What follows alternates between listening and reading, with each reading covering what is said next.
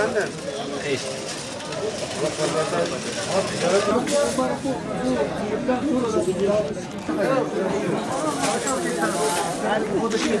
Soğan ne kadar? Soğan 5 lira, 5 lira. Yenge hanım.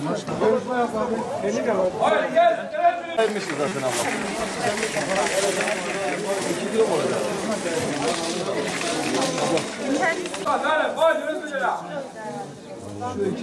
Hayır kalite 1 lira oldu. Yeşillikler 1 lira. Yorum yapın gel. Vallahi şimdiki uygulama bizim için çok iyi oldu. Hem temizlik açısından hem eşyaların bozulmama açısından. Yani rahat poşetlere koyar. Biz müşteri el değmiyor. El değmeyince zaten virüs yayılmıyor. Yani bence çok güzel bir uygulama. Evet. Peki vatandaş buna dikkat ediyor mu? Vatandaş yok biraz bazıları şey oluyor da ama tepki veren de var, tepki vermeyen de var. Bazıları da çok bu uygulamayı çok iyi beğeniyorlar. Yani. Helal olsun diyorlar. Eyvallah. Güzel bir uygulama kim getirdiyse diyor. Tebrik ederim diyorlar. Bu durum için çok güzel. Yani müşterinin elememesi, bizim eldiven kullanmamız bu virüs için güzeldir. Yani iyi bir şeydir bu. Yani hem millete hem satıcıya hem alıcıya. Peki vatandaş dikkat ediyor mu? Kızan oluyor mu? Yani edecek.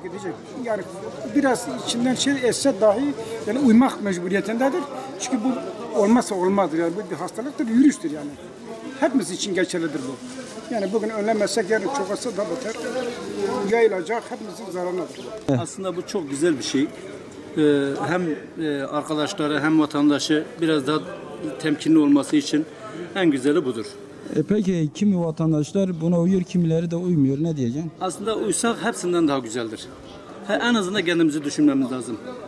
Hastalıklı, rahatsız olanlarla, rahatsız olmayanları birbirine bulaştırmaması için en güzeli budur. Hayır, kesinlikle. Bak çürükleri arka tarafa indirmişiz, fiyatları ayrıdır. Sağlam. Uygulama halkımız için gayet normal, iyi, çok güzel bir şey. Halk sağlığı için, bu virüsten kurtulmak için. Vatandaşlarımız bazıları uyuyor, bazıları uymuyor ama hepsi uyarsa çok güzel. Buradan halkımıza sesleniyorum. Hepsi uysun. Böyle iyi. Biraz iş kırık ama 10 numara. Mecbur duyarlı olmak zorunda.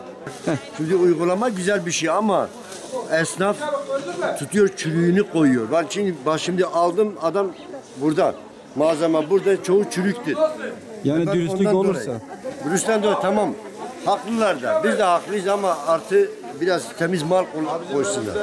Öyle iyi de böyle de kendimiz seçsek daha iyi olur. Esnafa güven mi yok yoksa? Yok güveniyoruz. Nasıl esnaflarımızdan yok işler rast gelsin. Yok. Hayır kalite 1 lira oldu. Yeşillikler 1 lira. Yorum yapın gel.